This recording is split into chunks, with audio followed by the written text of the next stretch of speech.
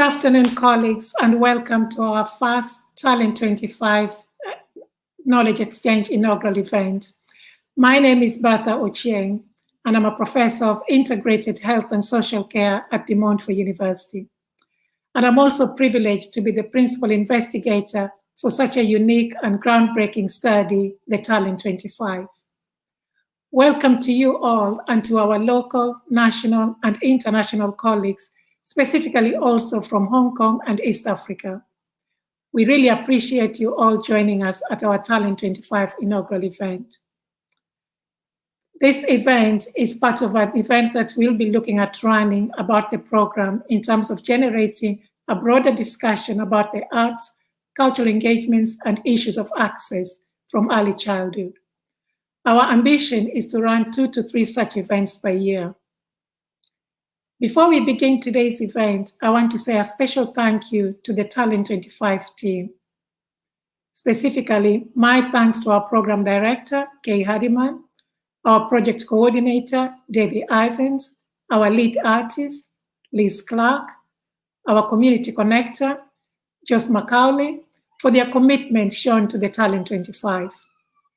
And thank you too to our research team, Dr. Ahmed Eksini, Dr. Direct Nanti Kwolbot, and the research assistants who've supported us to interview the Talent 25 parents during the lockdown, Christopher Owens, Rebecca Ochieng, and Dewi Niehoff.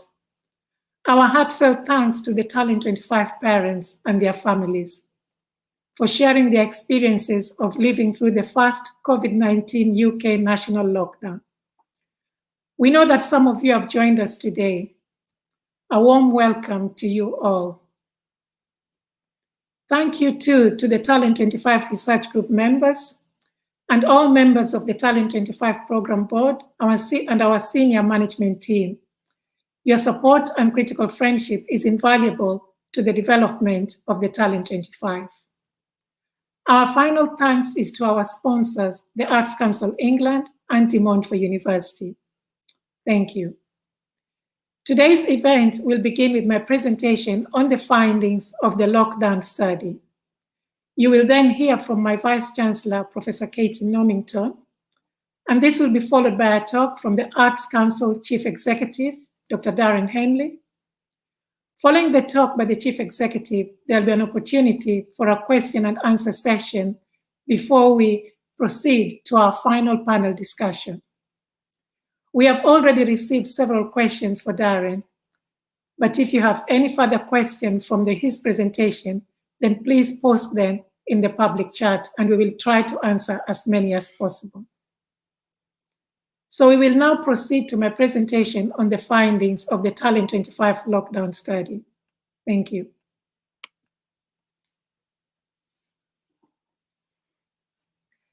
The Talent 25 lockdown study is a Leicester City study. And in this original first slide, what I wanted to share is actually the Leicester City map for colleagues who perhaps have not been in Leicester. As you can see from the map of England, Leicester City is in the Midlands of the United Kingdom. It's a city of about 350,000 population. And within the city, which is very rich in diversity, there's over 70 languages that are spoken within the city. We enjoy loads of attractions within the city itself, and also loads of other cultural events that take place within the city. We actually boast the biggest Diwali event within the Leicester City in itself. So it's not a surprise that the Talent 25 its home is actually in Leicester City. Our university is also unique, being a university that is very much embedded within the community of the city. And our ethos is about the public good and engaging in research that makes sense and delivers to the public good. I've also got a slide there from my colleagues from the Arts Council, who are championing creativity and arts events across the country. So if you move to the next slide, please. On this next slide, I just want to share some of the Talent 25, some of the key aims for the Talent 25. You'll see that on this particular slide, one of the key aims of the Talent 25 study is to actually increase opportunity and engagement in the creative and cultural industry for young people from currently less engaged groups, regardless of background. We have about 12 different aims for the whole study in terms of this particular, when you're looking at the aims. But I just wanted to give you a flavor of one of the key aims of the study.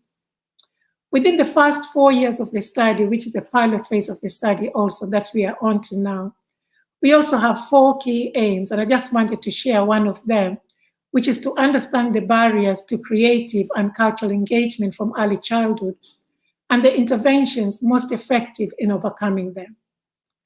Our ambition is to recruit up to a total of 400 children within the Talent 25, and they come to us between the ages of 3 to 12 months. We are adopting a staggered recruitment approach, which suggests that we run different cohorts at different times of the year. So to date, we have actually had up to 3 cohorts now, and we are just embarking into the 4th cohort of our children that are participating in the Talent 25.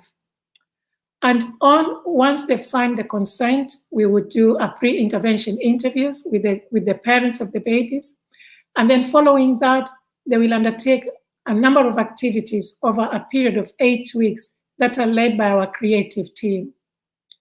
And after the 8 weeks, the parents are encouraged to engage their babies in age-appropriate creative activities and cultural events within the city for the duration of the initial first 4 years. Next slide, please. And then this particular slide is just a summary of the Talent 25 overarching research framework. We are using different models to inform our study, very much enmeshed within the theory of change, participatory, and behavioral change also. The research adopts a mixture of qualitative and quantitative approaches. We also draw from additional data sources, such as national and local database, when we are making comparisons of the experiences that the parents are telling us about their children. We've got a key number of research questions that are actually guiding the Talent 25. Within the first 4 years, our key research question is, how do babies from early childhood and their families engage in artistic and cultural activities? What are the factors that would inhibit and facilitate engagement in babies and their families? And what aspect of a creative program is likely to increase engagement in less engaged groups?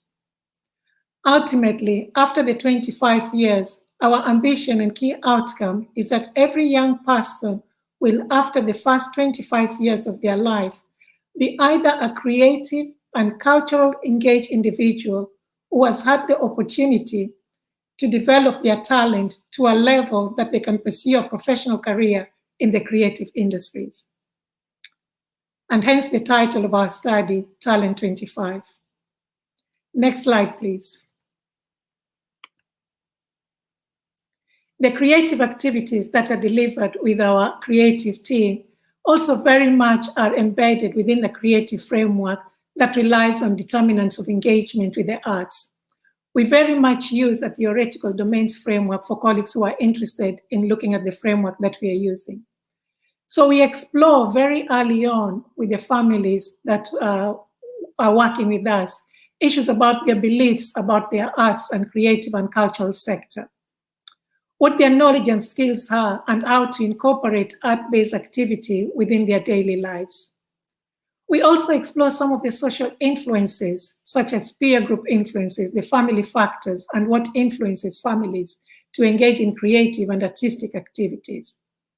We also look at capability, and this is explored in our creative activities with our artists who work with families and babies. And we also learn what the motivations are and what their intentions are for joining the program and also for participating in the creative activities. Ultimately, we are looking at habit formation and planning and also prioritizing as part of the creative framework.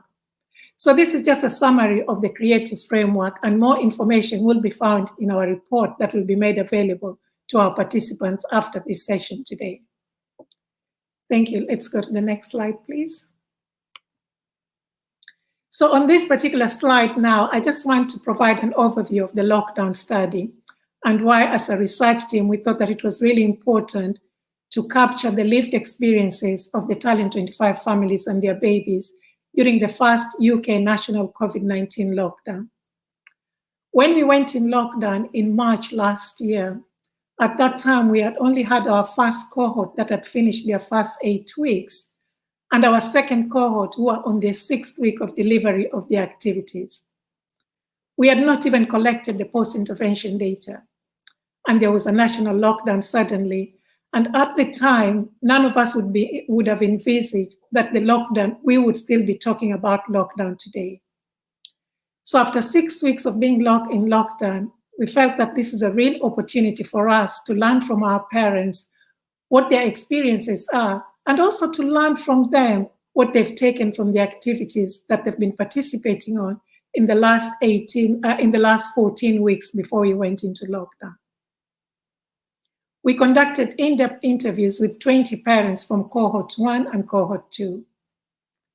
At that time, in total, we had about 27 to 30 parents, but similar to most of the communities within the UK, we were not able to reach to all our parents, and for some of them, they were probably experiencing ill health and all other things in terms of the reason that we were not able to interview all of them.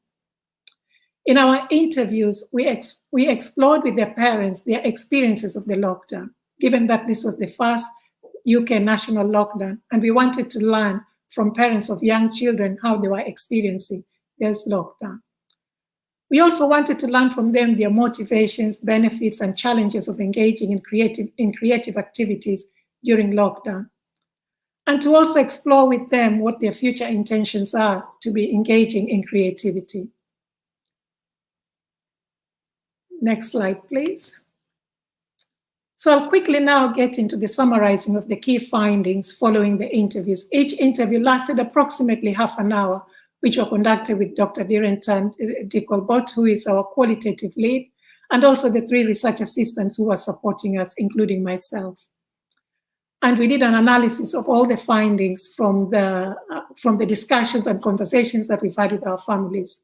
And we were able to identify 4 key themes from those findings. The first one was about the mental resilience and coping mechanisms during lockdown. And the parents told us and spoke to us about the sibling relationship and how creativity was enabling this sibling relationship within the home, and also relationship within the families within the home there. They also articulated to us how creativity is enabling them in terms of their coping mechanism to the forced lockdown and the changes in their daily routine. Creativity provided them an anchor in terms of to enable their resilience. They also spoke at length about how they were engaging with creativity during the lockdown itself. Quite a number of them talked about anxiety that the whole, perhaps the majority of us in the UK were experiencing over the outdoor activities. They talked about their motivation to engage with art activities at home, and how the Talent 25 activities that they had been engaging in has influenced some of their parenting styles to enable them to be including creative play as part of their parenting styles. That was quite a startling finding for us and quite interesting to be exploring further. They also spoke about the impact of the creative community closures and how some of them were making a leap to online group creativity activities. And then finally, we looked at the challenges for engaging in creativity during lockdown itself. And this also came into the parental concepts of creativity that we'll explore a little bit more. The limited spaces to enable creative play at home within the home environment and those kinds of restrictions. And also the lack of social interaction that was seen as enabling creativity to flourish within a community and family setup. That was quite limited during the time of the lockdown for them. There was also some differences that started to emerge within multi-generational living households, where there was differences in concepts of creativity and cultural and artistic engagement within the home. And we'll look at that in the next few slides also. Next slide, please. So within the mental resilience and coping mechanisms during the lockdown, I just wanted to share some of the comments from some of our parents, these particular parents who was telling us I personally thought I would struggle massively with the lockdown, with 3 children being very different ages and living with my mom and my job. But going to the Talent 25 activities and being given all these ideas, actually, we've not struggled because we found something new and something different to be doing a lot of the time at home. Next slide, please. When we look at the concept of engagement within creativity during lockdown, the parents articulated how they were mostly indoors and how they were trying to replicate the activities that they have learned through Talent 25. How they were also using household items and material to enable creative play with their babies at home, and which facilitated engagement with their babies. Some of them said, I've probably started to engage more with my baby. I'm not a first timer. This particular parent already had 2 children. So I've done a lot of this anyway. But like I said, the Talent 25 activities have added different aspects to how I care for my baby and for my children. Next slide, please. Most of our parents struggle with the closure of community centers, and some of them had made the leap to online groups. And this was, again, something that emerged because of the learning that had taken place from the Talent 25 activities. They spoke about the loads of class staff and projects that they have found on website to do to enable the children to continue with the creative play that they had been introduced from during their activities that we'd been running before lockdown. They were telling us about the storybook to watch and listening to nursery rhymes and sing along, and that also enabled them to cope with the forced lockdown that they were experiencing at that particular time. Next slide, please. And in terms of challenges for engaging in creativity during lockdown, this particular quote is from a parent who was telling us, my daughter likes to explore places around the home, and she often stops her, the grandparent, from exploring. And the Talent 25 lead artist has often taught us that we shouldn't have boundaries to learning and exploring. But the grandparent often stops her going into the kitchen because of issues of concern about safety. Whereas the parent said, I don't mind as long as she's safe, And this gave us an insight into how, when we are working with parents, the family approach is really important in enabling creativity at home. Some of the parents also spoke to us about the limited spaces at home, and that's how they was limiting their creative play within their home setup. So these are other areas that we will be exploring in terms of the work that we will be doing. Final slide, please. So in summary, the majority of the parents describe how Talent 25 has influenced their parenting styles. And for those with older children, they had adapted their parenting styles to include creative play.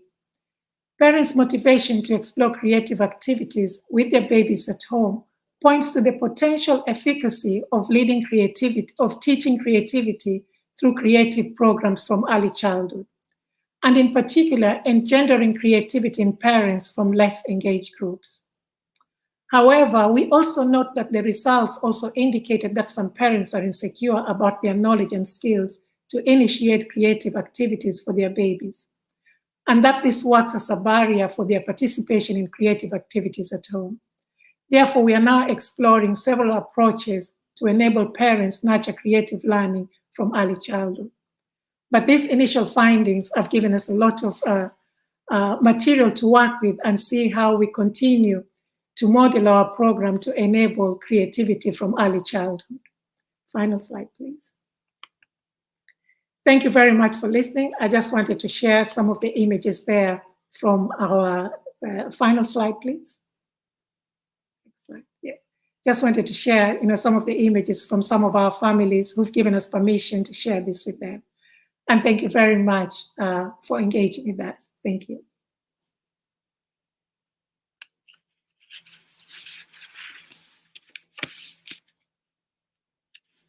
So I'll soon be introducing our next speaker now, my Vice Chancellor, Professor Katie Nomington. Just a few words about Vice Chancellor. It is now my great pleasure to introduce to today's event an exciting new member of the De Montfort University family and leadership team, Vice Chancellor Professor Katie Nomington. Professor Normington joined EMU at the beginning of this year from Royal Holloway, University of London, where she was Deputy Principal Academic, and she was previously the Dean of the Arts and Social Sciences at Royal Holloway. Professor Normington is a professor of drama, a field which we understand can connect intellectual, social, physical, and emotional matters, among others, while concerning itself with thought, feeling, expression, and action. Her own research focuses on theatre history, medieval English drama, and contemporary theatre practice. She has published 6 books in these areas and continues to write within the field. Today, we'll hear from Professor Normington's thoughts on resilience, art, and creativity in relation to Talent 25 and lockdown. Thank you very much, and welcome, Katie. I think we are experiencing just a little bit of a technical problem here. Katie, can you hear me?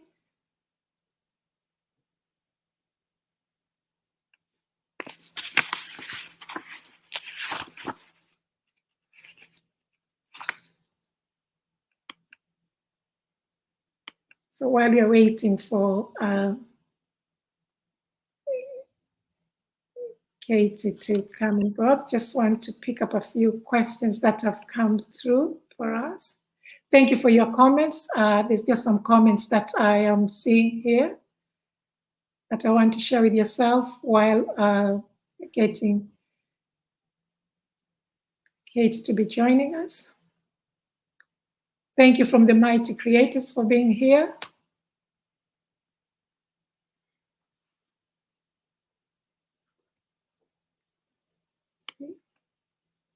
If you've got any questions for me while we are waiting for Professor Normington to join us, please post them on the chat and we'll try and get through to them.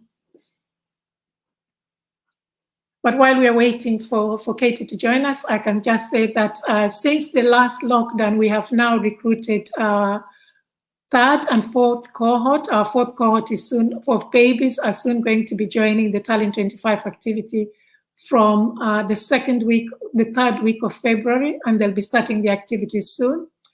We've had the 3rd cohort who have just completed activities, and these have actually been run online because we are still on lockdown. And we are now exploring with them their experiences of running the creative activities online and learn from that particular provision of online activities in terms of delivering those creative play. But some of our families from cohort 1 and cohort 2, we've also been programming some. They've been participating in co-creation activities and co-participatory activities with 2 of our artists, including our lead artist also, who are working with them in particular to enable those creative play.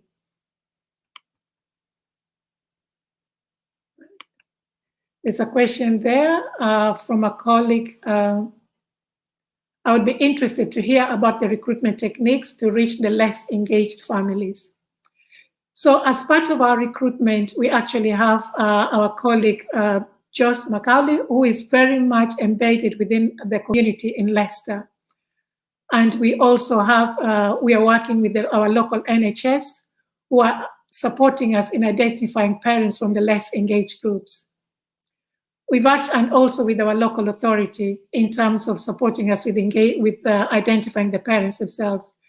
And part of it also, we rely very much on the snowballing also from the parents that we are working with. And that appears to have worked well before the lockdown. But of course, the lockdown has presented its own challenges when it comes to recruitment, because a lot of our activities are now being run online. And given that some of our parents also don't have access to online, that in itself presents a challenge. But we very much work with quite a number of different local communities also, and community centers in Leicester, and also with the NHS to identify and to enable us to reach a much wider pool of families and communities that are less engaged in order to be part of the Talent 25 program. Hope that's fine. Thank you. Another comments here. Thank you for some really useful insight for all of us to be working, to be supporting families' creativity at this time.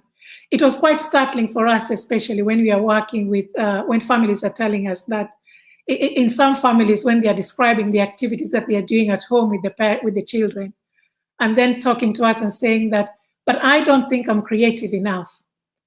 And that actually was an eye-opener for us in the way in which the whole concept also of artistic and creativity, how we use that concept when we are working with families. And how the families also, some of them felt insecure in terms of some of the play that they're having, especially the ones whose babies, it's their first child. And this to us was quite important in how we engender and we enable creativity from early childhood, and how we enable those parents and provide them those opportunities. It's not as if, they don't have the ideas, but it's also how some of the barriers they talked about, for instance, spaces at home, access to a number of things. How can we enable that? And that really is the ethos of the Talent 25, in enabling and engendering that aspect of creativity. Okay. Let me see if, I think we're still having problems, challenges for my Vice Chancellor logging in. So what I will do, I will now introduce our next speaker.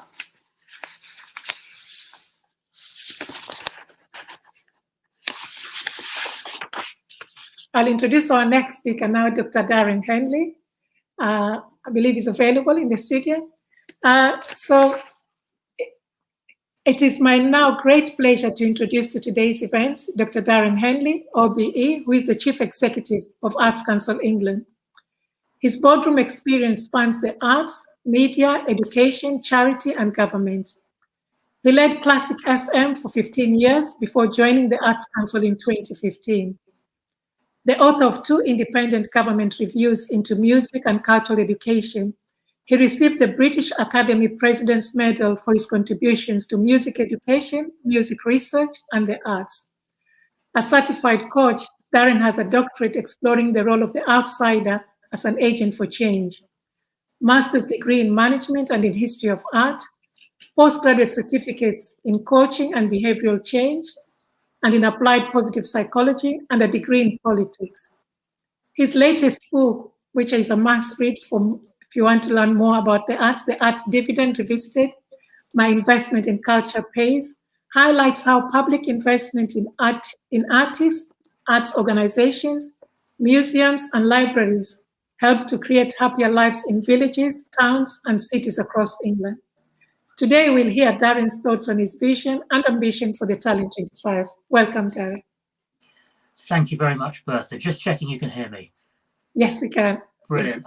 Thank you very much to everybody who's here. It's great to be with you in Leicester. First thing I just want to say is I really do hope that everyone who's watching this is well and taking good care of yourselves in these very, very challenging times. I wish I was actually with you in Leicester, because as you don't need me to tell you, Leicester is a really great city, and you don't need me to remind you of that, but I'm going to do that anyway. And it's a real testament to all the work that the team in Leicester, everybody at DMU, whether they be in the research team or the programme team, and you've done some amazing things since we first started talking about this a couple of years back. It was when I first joined the Arts Council, from having worked in the private sector, that it really occurred to me that we tend to fund things in 1 year or 3 year or 5 year funding cycles, because that's how government and the public sector and research bodies tend to work.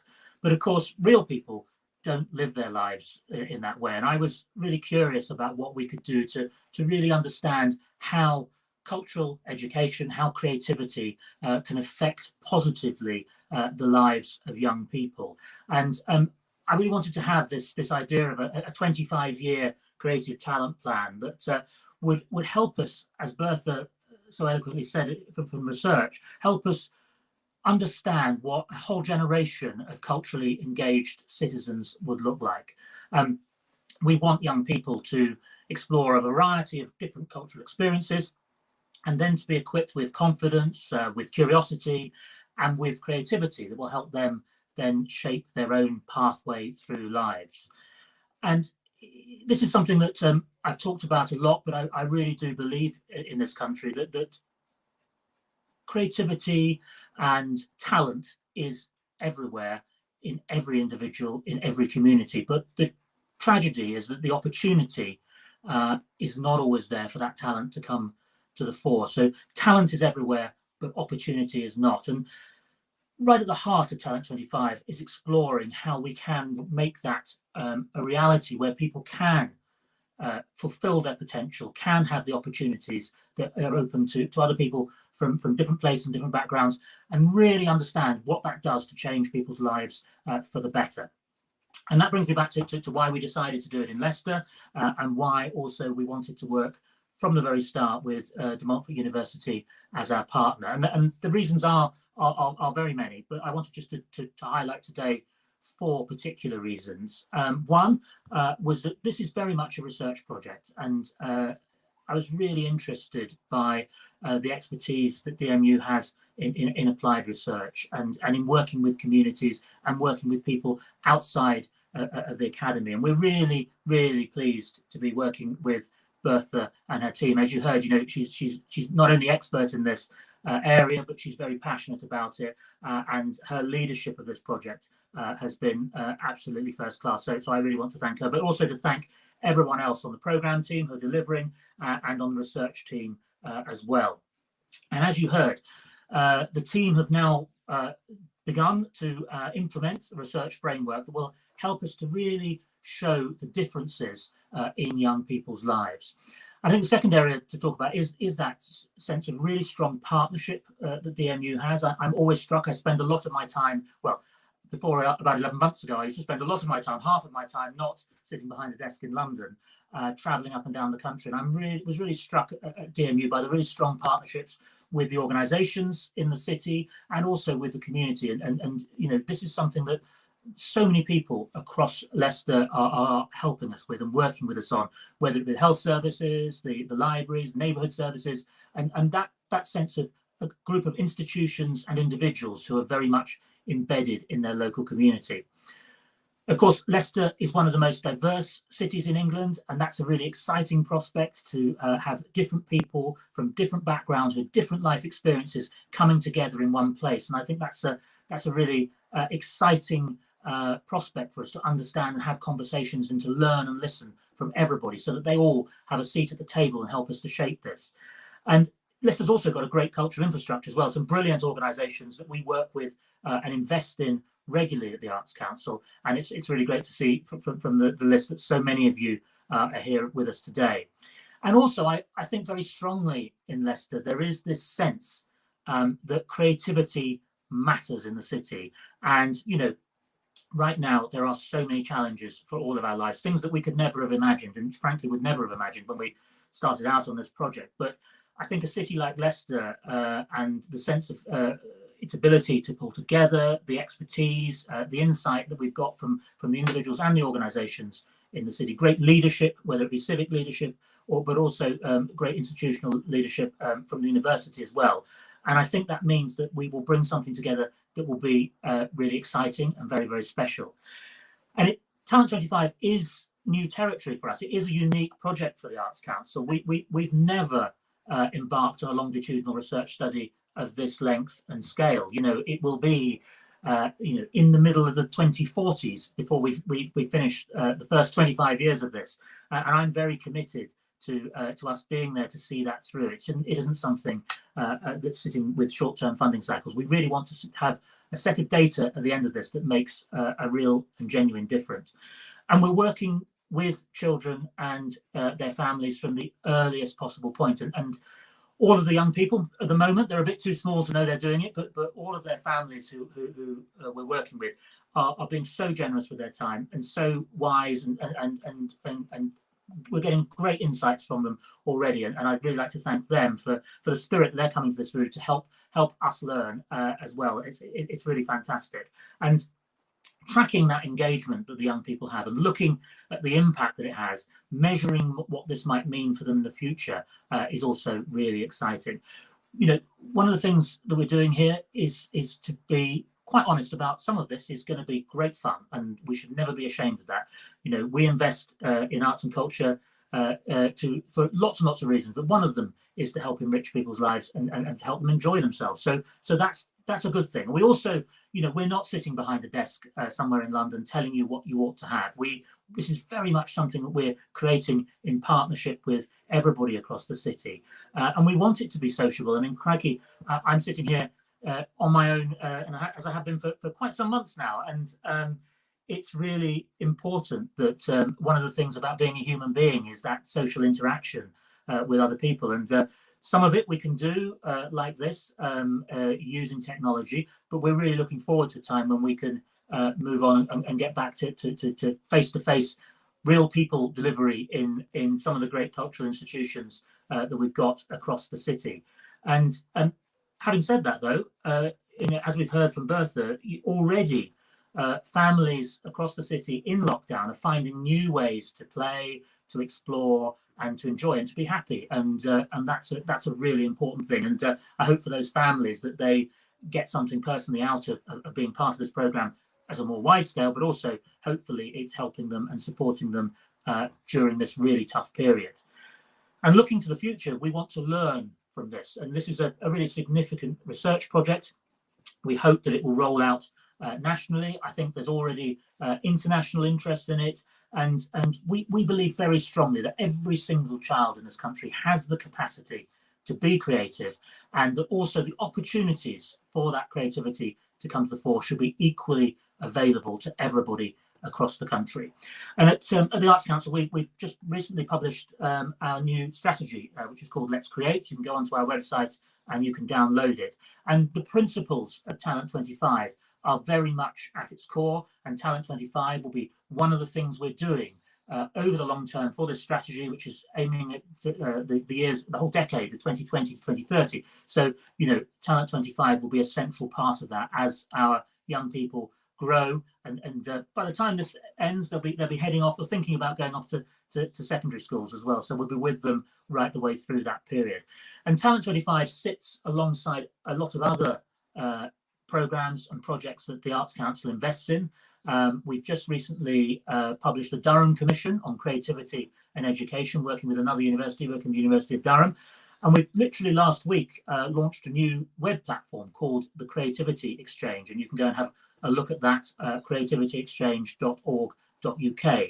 And that's about teaching for creativity and embedding that in the school experiences of every young person. So creativity in the classroom, creativity outside the classroom, the importance of those creative education subjects, so dance and drama, music, art and design, all of those are really important. But also what we're hearing from employers more and more is that the skills that these subjects, and more generally being creative in young people, is what they want for people in the future. So for those young people who are on this programme, I hope very much this will be about building their life skills up so that actually they can go and achieve their potential in many, many years to come. So that's another exciting thing we're doing. And the Creativity Exchange is an exciting, it's a new platform. It offers that space for school leaders, for teachers, for cultural organisations, for individual artists, for scientists, for engineers, for all sorts of people to come together, to share ideas and to reflect about what teaching for creativity means in practice. I'm personally really, really committed to this programme. I think it's one of the most exciting things that we do at the Arts Council right now. I think very much when I look back on my time at the Arts Council, and I hope that will be a long time in the future, but when I do, I feel very strongly that this will be one of the things of which I'm most proud. So I'm very grateful to everybody at DMU for the work they're doing. Thank you to Bertha. My ultimate ambition here is that Talent 25 will help us to better understand what might make a difference to young people's talent development and cultural engagement for many, many years to come. And the lessons we learn on this programme as it evolves will help us to make decisions about how we support the cultural sector, so arts organisations, museums and libraries up and down the country, how we work initially with early years, and then as our children get older through their primary school, their secondary school, and into their university lives or their further education lives. And that will be really, really exciting, and it will make a difference for many, many years to come. Finally, I just want to say that all of this, and I believe very strongly in this, and I think it's coming through something that we're seeing more and more while we're struggling with the effects of the pandemic, which has been so devastating for so many people and so many communities across the country. You know, we every day at Arts Council England, we invest taxpayers' money and National Lottery players' money. Why do we do that? We do that because we want to help people up and down the country, enable people up and down the country to lead happier and healthier lives. And I think that's what makes me get up in the morning. That's what I believe in. And I think there's no shame at all in saying, actually, Talent 25 is central to driving happiness for a whole set of people, making their lives better, giving them opportunities, helping us to understand how we can do that better. And there's no better reason for the investment of taxpayers or National Lottery players' money. So thank you for having me along here to talk to you today. I'm very happy to answer any of the questions which I think Bertha has been gathering while I've been talking. Thank you very much for that, Darren. And thank you for once again reminding us about the value of creativity in everyday lives, including teaching and all the work that you're doing across. I've received several questions from our registered participants up and down the country, and also from some of our international colleagues who are here today. I don't think we'll be able to go through all of them, but we'll give it a shot and see. And I think also during the discussion, some questions will also be coming through. So one of the first questions that I have is that the Talent 25 is a 25-year longitudinal study to investigate the impact of the arts and cultural engagement from early childhood. The outcome will be realized after 25 years. Given that the Arts Council has been in existence since 1994, why commission this study now? Well, I mean, in fact, the Arts Council is 75 years old later this year. So a version of Arts Council Great Britain, Arts Council England started in '94, and we've been around for a lot longer. So I think it is, as I said, that idea that actually we wanted to see something that was much longer than the sort of average cycle for Arts Council investment. And I think for me, it's about getting that data. And we had to have a point where someone said, OK, we're just going to do it, because we could have talked about it for a long time. And I think there's something very powerful about longitudinal research, about being able to understand what happens over a lifetime, or certainly over a generation. And so that really excited me. I think it will be something that will be big and bold and interesting, and will actually give new insights that we've never had before. So it's something that it felt the right time to do it, and somebody had to press the button and say, let's go for it. Thank you. Yeah. My next question is, given that the funding from Arts Council England that is supporting the Talent 25 pilot study is only for 4 years, is the Arts Council committed to supporting the arts and cultural activities to enable children and families continue accessing while in Leicester City after the funding? Or what are the plans? So I think obviously we only have budgets for periods of time, and so we have to allot our public money in that way. But certainly it's my intention that this is a 25-year project. That's what we set out. That's what we announced. So I'm very keen that we'll all be sitting here in 2044 talking about we'll have that set of 25-year-olds sitting around us telling us about what they've learned as individuals through the 25 years they've been on the programme. Thank you for that. And my next question also is, the UN Convention on the Rights of the Child states that every child has the right to take part in cultural and creative activities. Is there a role for researchers or arts bodies in ensuring children and families exercise that right?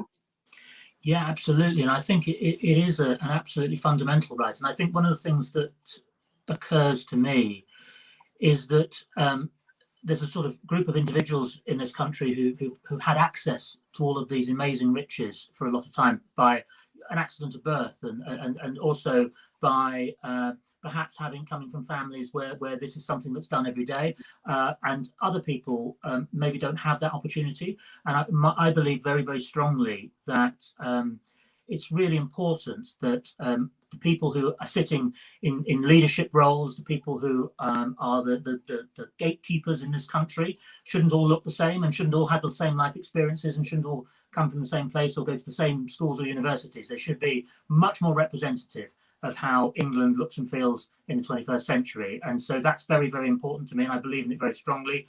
And I think what this does is helps us understand and really codify over a long period of time those opportunities that make a difference in a young person's life. And we will, I think, we will be able to work to show people the opportunities that they can have to understand what works, and some things we'll understand that don't work as well. And that's a really powerful thing, as all the researchers in the room will know. Understanding what doesn't work is really important, because we're investing public money in this, and we want to make sure we invest that taxpayers' money, that national lottery players' money, in the way that makes the biggest difference to the largest number of people. So universities also play an amazing part in their cities, and I think DMU is a really strong example of this. I'm always struck by how powerful, particularly in many cases, those post-1992 civic universities are in their cities, in defining their places, and in working to build the reputation nationally and internationally of their places. So again, I think this is something we're going to have a group of 25-year-olds who are made in Leicester, who are proudly of Leicester, and actually who are going to be able to talk about something that was quite unique, that happened only in Leicester. One day we hope to roll it out to other places, but I think there is that uniqueness of, you will only get this, as rich as it will be, because it's happening in Leicester, because it's a very special place. Mm-hmm. And I think that brings us to, in particular, what the colleague who was asking this question was talking about, that if it is the right of the child, we were very mindful of the fact that when we were interviewing our parents during the lockdown study and their experiences of coping during lockdown, and also the mental resilience, you almost start thinking what's happening with other families who've not had this opportunity of having creativity and enabling creativity from really early childhood.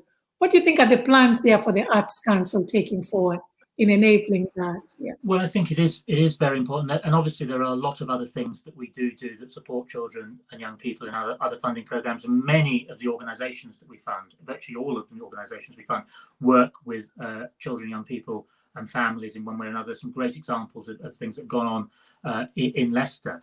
I think it's quite interesting, actually, if we roll back to the last major sort of global crisis event, we might say, was in 2008, when there was the big global financial crisis. And out of that, around the world, there was quite a big shift in focus on well-being as in public policy. So here in the UK, a lot was done from 2010 onwards. Actually, places like New Zealand, a lot was developed. There's some interesting work happened in France. So I think there's some interesting things that happened over that period. And I think maybe we're at a time a little bit like that again, where we've got another crisis that is uniting the world. And it's one we know we're still very much in the midst of, and we can't quite see the end of yet. But there will be an end, and it will be positive. And I think what will happen then is artists and arts organisations, museums, libraries, I think they're in a unique position to help people come out of the pandemic in a positive way. I think resilience is really important, and people's mental health and well-being. I sense there's a much more open discussion about people's well-being. Maybe a year or two ago, people were quite shy about talking about it, but I think one of the experiences of lockdown is people are much more open about that. I think it's really important. And so I think there's a lot that we can do in the arts and culture world to support people's mental health and well-being. It's not the only thing we'll do. We'll still do all the other things, but I think it's a really interesting, new, important focus that we can put on the work that we do. Fantastic. Thank you very much for that. And the next question, perhaps you won't be surprised with this one, given the nature of lockdown and the leap that has been made to online activities. One of the questions that we have here is, do you think the recent surge in online provision of arts and cultural content should be sustained after lockdown for babies and toddlers, given their young age? Or should this online provision just be treated as a short-term solution to sustaining arts and cultural provision among the very young during the lockdown? I think it's as with a lot of things with arts sort of policy, arts funding. I don't think it's really a binary either or. I think there's a lot of things that we've learned that we would never have learned. I mean, as I said earlier, there's a lot of terrible things that happened in the last 11 months, and terrible things happened to individuals and organisations. But there's a lot we've learned because we've had to. We've had to adapt and we've had to do things differently. So actually, digital engagement, digital consumption, that I think will be a very important part of the future. I think we'll learn more. If we'd been doing this event 11 months ago, it wouldn't have looked as good as this. It wouldn't have been like that. We've learned lots because out of necessity. But at the same time, there is, absolutely central to the organizations that we fund, the individuals we fund, that music experience, that theatrical experience, going to a gallery, seeing an artist's work, having that important professional work coming to you, but also being a participant as well, being in the same room as someone else when you're making something, when you're imagining something, when you're being innovative. That's also absolutely central to what we do. So for me, I think there's lots we've learned, and we'll take the best of that and we'll develop it and we'll get better at it. But there's a lot of things we're missing as well. And, I certainly am looking forward to the day when I can, sit in the dark in a room with 1,000 other people watching something happening on a stage or listening to a piece of music, when I can go to an art gallery, when I can go outside and in the summer and there'll be some sort of carnival event going on and lots of people with big smiles on their faces, because it is that central part of humanity, is that relationship we have with each other. And I think that's what we've been missing a lot. And crikey, I'd never have wished we'd had to learn it this way, but at least if there's something that comes out of this, we'll have learnt to appreciate what it was like when we didn't have it, and appreciate it that much more when we do have it again. Fantastic. Thank you so much. What I'll do now is just to turn to some of our audiences now who've posted. There are several questions here that have been posted, and I'll pick up a few and we see how we get on with that.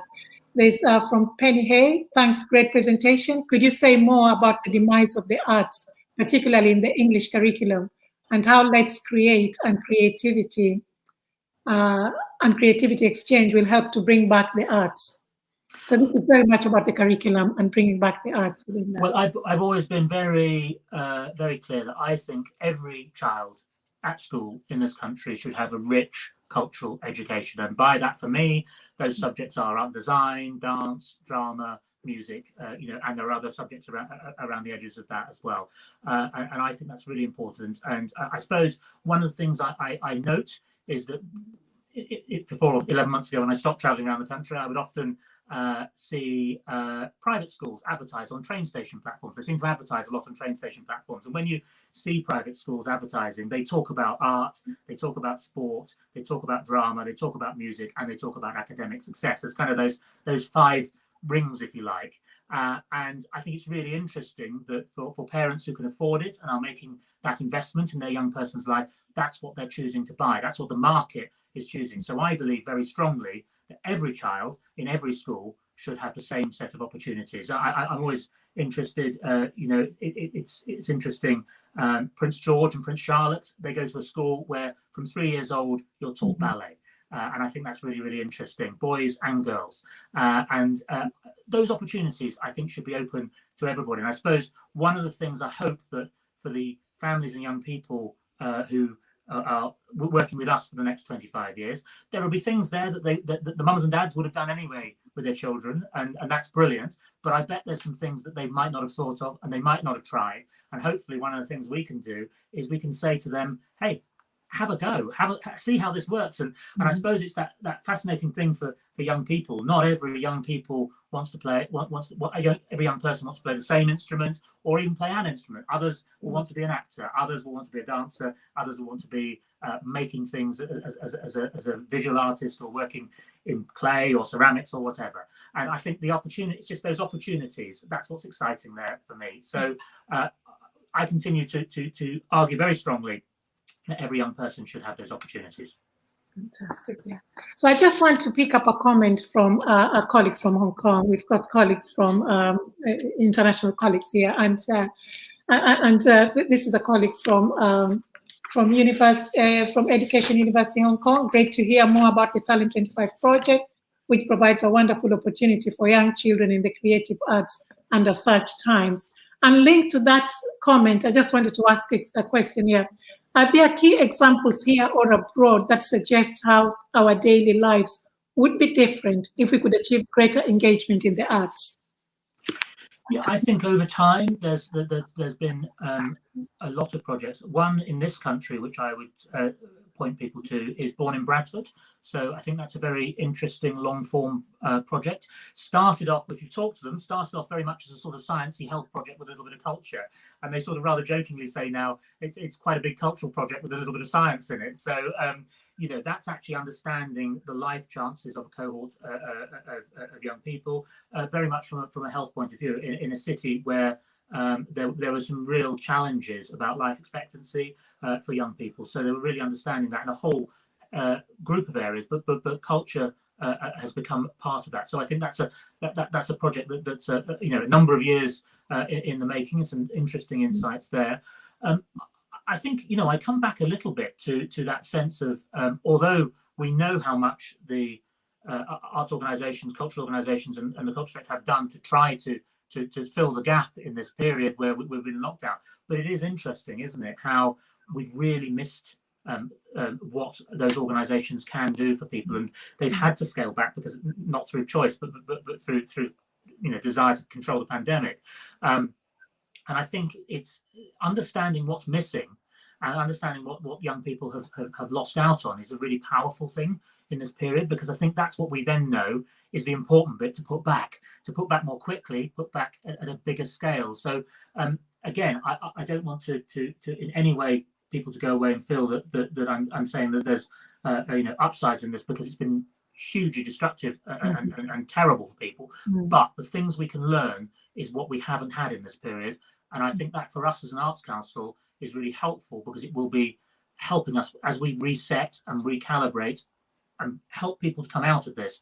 We know the direction we need to put things back in. And I come back again, I talk a lot to people, parents, and also to educators, and that challenge around young people's mental health and well-being is a really, really stark one. And I think the lockdown has made that come into even sharper focus. Yes, absolutely. And because actually the parents are talking about their own mental well-being and how engaging in those creative plays have actually enabled them to be able to cope within the first lockdown, not knowing what's going to happen at that particular time.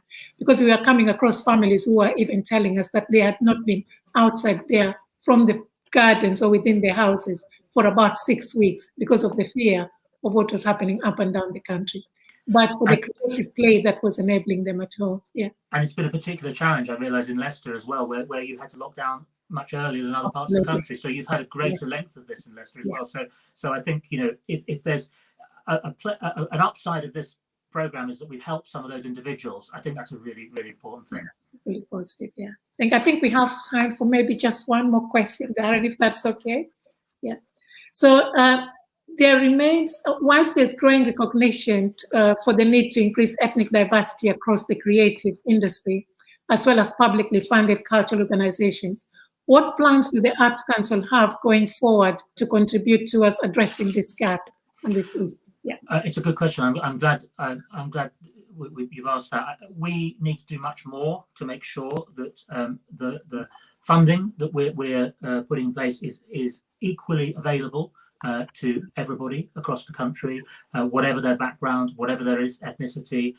Also, I would include for people with disabilities as well, to make sure that actually there's a much more equal and fair funding. So for me, this is about opportunity and fairness for everybody, and that's absolutely central. We have our new 10-year strategy, Let's Create. What we will be publishing a little bit later this year, not too long in the future, will be the first 3-year delivery plan for that. So how we're going to deliver it and what we're focusing on, and equality of access and fairness for everybody will be absolutely central to that. And so we will share that with everybody literally in a month or two's time. And you know, we learned a lot in the last year. You know, since the death of George Floyd, there's been a lot of conversations. We've done a lot of listening, a lot of learning, a lot of sharing, and I think the insights we've learned from that is that you know, things haven't always been right for everybody, and we've got to acknowledge that. But we need to do things in a very structural, thought-through way that makes a difference. So I'm really interested in outcomes that make a difference. I'm not interested in short-term PR headlines. I'm interested in saying, actually, how do we make a difference over a long period of time, where we can look back and say, yes, it's fair, there's opportunity for everybody. And that's not when I say over a long period of time, because I want to kick it sometime in the future. I want to make the changes now that will deliver that. And we need to be held to account for that. We need to have data that shows that we're going in the right direction. And that's why research and research projects and working with higher education institutions is always going to be an important part of that, because actually what you do is help us to have that academic rigor that means that we can absolutely prove the case as to how public funding is being spent in a wise way.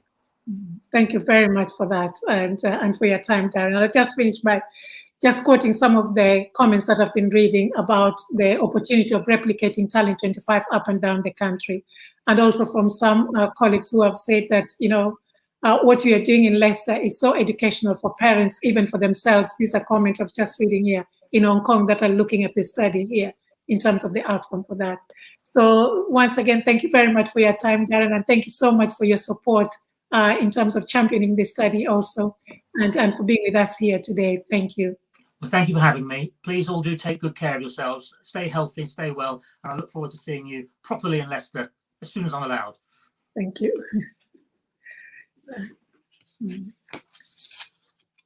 So it is now my great pleasure to move to our next session, which is our final panel discussion session. And I shall begin by inviting each panel member to initially introduce themselves and offer any comments on some of the key issues that influence access and delivery of the arts, creativity, and engagement in early childhood, and also within diverse communities, and how that is informing some of the work that they are doing. So we've got our 5 panel members who are quite diverse, and welcome to them. Welcome to Nikki Morgan, Rebecca Blackman, Liz Clark, Dr. Remy Badamosi, and Hugh Worthy.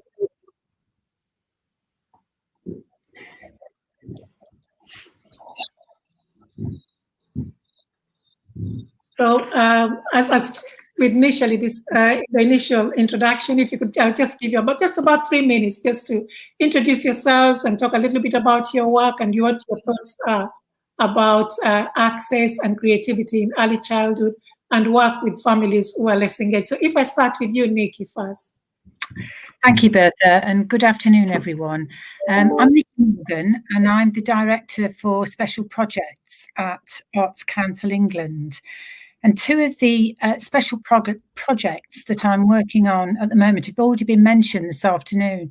The first one is the Durham Commission on Creativity and Education. And that's a commission that's looking at the role and the value of creativity and creative thinking in schools in England.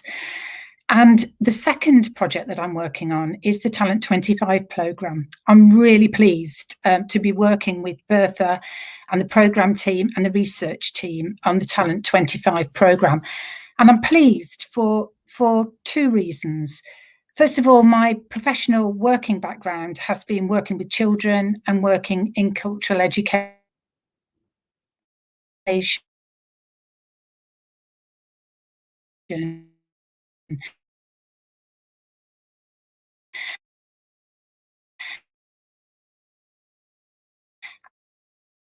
And so I've long research framework underpinning it, and that will look at the longitudinal impacts over 25 years of cultural participation. So that's my first reason for working on this programme. But my second reason, and the second reason I'm very pleased to be working on it, is that I also have a history of working in Leicester.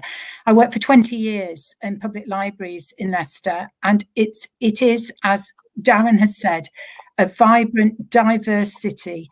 I know much of the city centre and the communities that surround it, and many of the organisations that work within the city. So I'm very pleased to be back working with you in Leicester. Just want to touch briefly on the key issues that I think impact on access and engagement, particularly with early years children and their families. And the first one is, because we're working with babies and very early years children, we're working with parents and carers. And for many of them, they don't know what's available. They don't know about the variety of arts and cultural activity that could be available to them.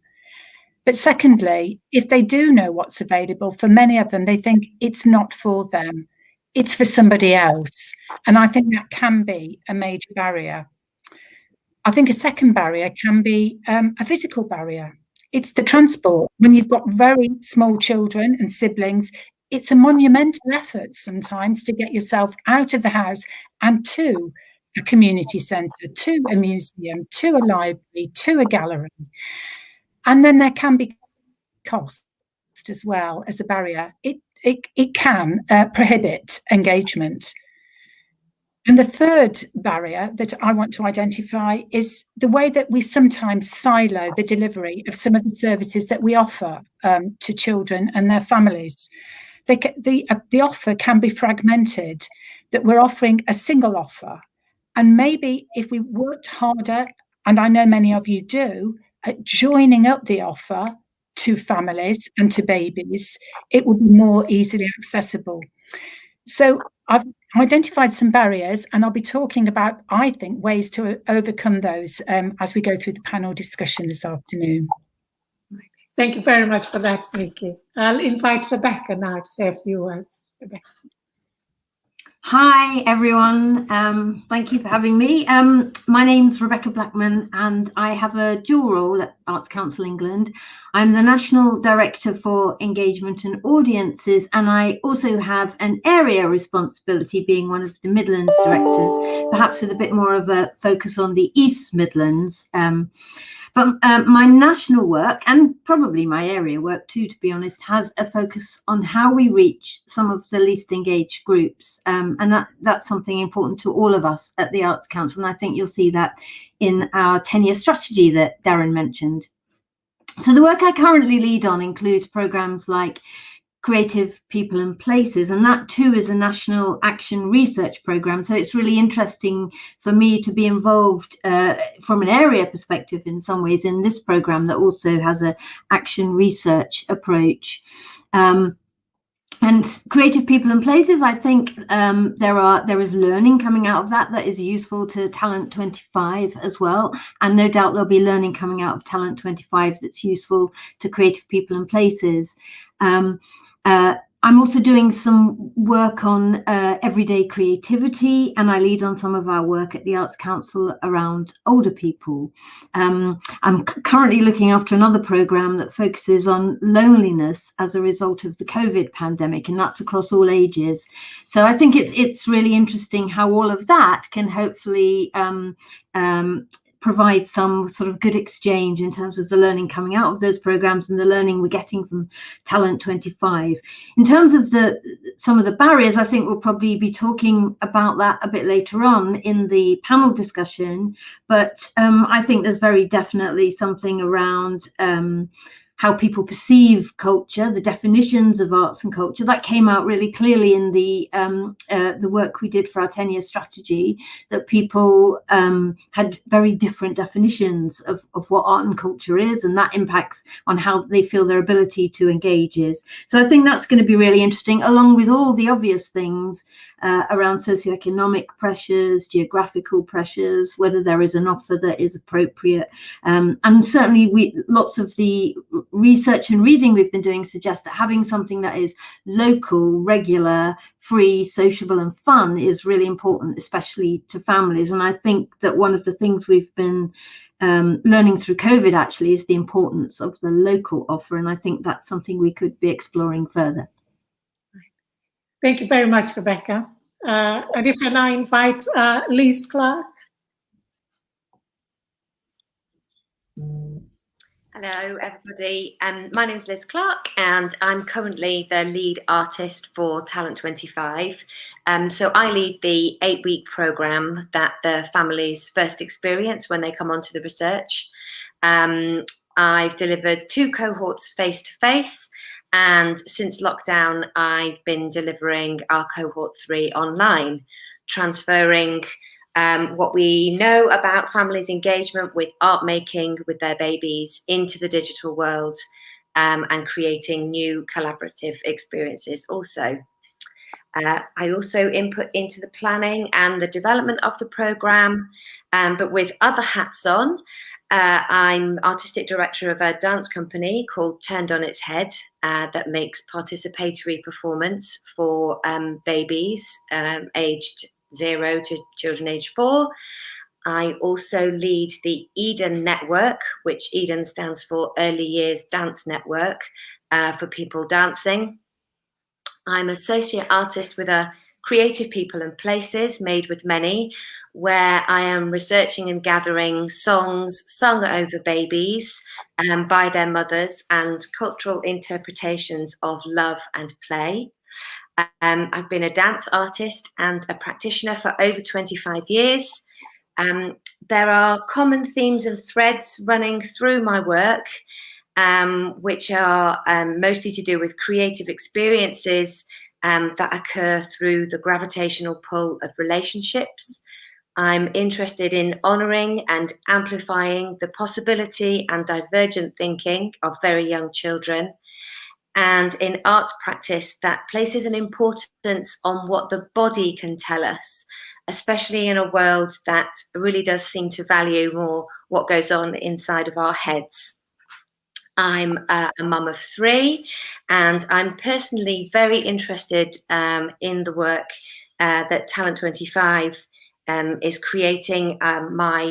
I've experienced some barriers to engagement with the arts myself. My eldest child had a special educational need, and I'm also an adoptive parent. And so I have found myself facing some barriers to cultural and arts engagement. And I'm really keen as an artist to be working in every way to be removing those barriers. Thank you very much for that, Liz. And if I could invite now Hugo Wadley to say a few words, please. Of course. Can you hear me? Yes, we can. Yeah.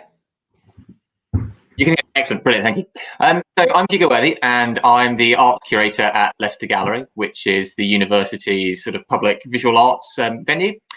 And before that, I worked for Leicester City Council as part of Newark Museum and Art Gallery, and before that, City Gallery. So I've been sort of rooted in the kind of municipal visual arts offer for the city for a decade now. And I think from the point of arrival, there is I've had a sustained interest in models of engagement and the kind of intersection of curatorial practice, visual arts practice, and engagement and learning practices, and where they draw together to create opportunities for audiences who wouldn't otherwise have access to the content we're producing to have that access. And I think one of the things that we've brought to Leicester Gallery, which opened 4 years ago, is a generous definition of what constitutes culture. And I think it was touched on by Rebecca that one of the real challenges, one of the real barriers is how we define or talk to culture.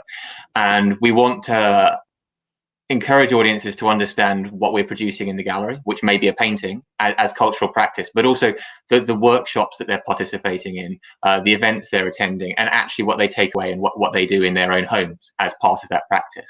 And I think Liz, in her programs for Talent 25, has been exemplary in this in terms of kind of providing opportunities to inspire and engage audiences, and to allow them to take that work into their own homes and continue it on their own terms. The Leicester Gallery has a program of engagement with children and families, and a program for specifically for early years, and run by Morgan Stockton. And that is has been built on ideas of the local, that we're not a huge institution. I mean, DMU is a big institution, but the gallery within that is not, by cultural institutional standards, massive. And we're really interested in how we can work in a very localized way to sustain deep, rich communities of participation around the practice that we promote and deliver. And I think that for us, that idea of a community that has ownership of the space is what we are looking to create to overcome kind of barriers and access. And then within that space, we have a very wide variety, ranging from quite challenging contemporary visual arts practice through to very traditional models of practice and workshopping practice. And what we wanted to create was a model of ownership of that space, which has been historically talked about a great deal in terms of museums and galleries.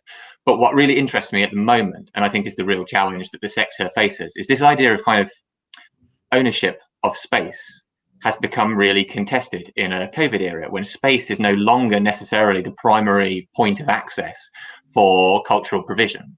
So I think I'm not offering an answer at this point, but I think the conversation has been for us about what it is that we are looking to establish as owned by, as shared by the participants in these workshops when they're no longer in the space. So that gives a sense of kind of a rootedness, I hope, for models of engagement and practice taking place in the gallery. And as part of De Montfort University, we've then hosted focus groups, and had COVID not come along, would have been hosting workshops as part of the Talent 25 program. So that gives a sense of where we are. It looks like I might have frozen for a bit of that. Sorry, I'm not sure how much got through or how much didn't get through. Right. Thank you very much for that, Hugo. And I would now like to invite Dr. Raimi Badamosi. Oh, hello. Yes, my name is Raimi Badamosi, and as I guess I'll start by pointing out that I'm an artist. I'm also the head of fine art at De Montfort University. My practice is kind of rooted in three main areas: race, language, and power. And I'm a neo-conceptualist, so it is about making sense of these three main questions and bringing them into some fruition. And within the gallery and outside of the gallery, there's a relationship between the two for me about how culture is produced and how it ought to be produced, and with issues of dissemination. To the question, the primary question about the provision of art to children, I have a vested interest, obviously. I think that's what's stated right from the start, that culture is seen as a fundamental part of existence, that children and adults both make and consume the culture into which they're forced to engage. And I say forced because people do not have a choice but to engage with culture. Lots of the issues that are emerging, I mean, it was interesting hearing the last speaker describe the difference in provisions that children within this country will find made available to them. I watched a short documentary recently that pointed out that a third of children in this country now live in abject poverty, and abject being that they don't have access to 3 meals. Now, these things for me are incredibly relevant when one starts imagining how one is going to consume culture. For some, they think of culture as being at the top of Maslow's little pyramid, about self-actualization. Sometimes I really wish that is turned on its head, and that we realize that the engagement and the production with culture is one that has to, if we can treat it as a basic, then we'll realize that the other things should be there. That in fact, to enter a realm of self-actualization should not be one that only those who have managed to feed themselves, house themselves, and all the rest of it comes into play.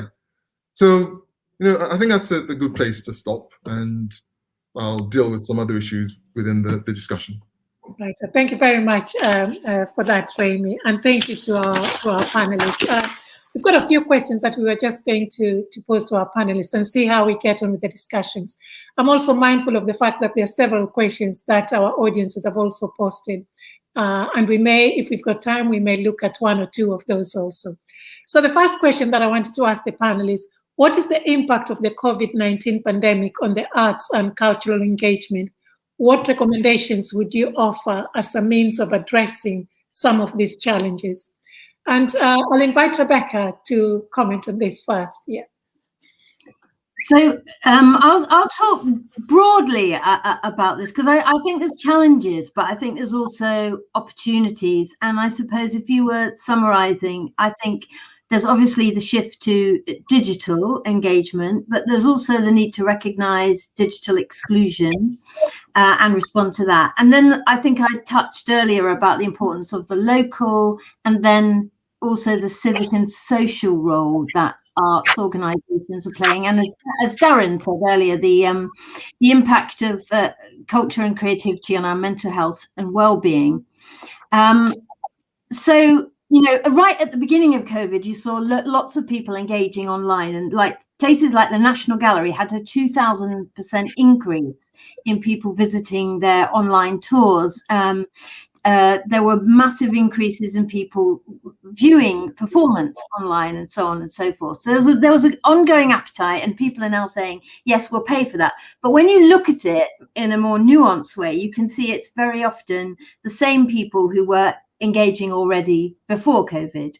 So if you look a bit more closely at it and what's happened through COVID to see what's happened to other groups, I think that it's more complex, and there are people with the same challenges and barriers to engaging digitally, as we're hearing about through school, for example, with things like, you know, access to broadband and the cost of data and so on and so forth. So, but in some of our programs, like Creative People and Places, even though the audience numbers have gone down, the number of people participating in workshops has interestingly gone up, and that is amongst some of the least engaged communities.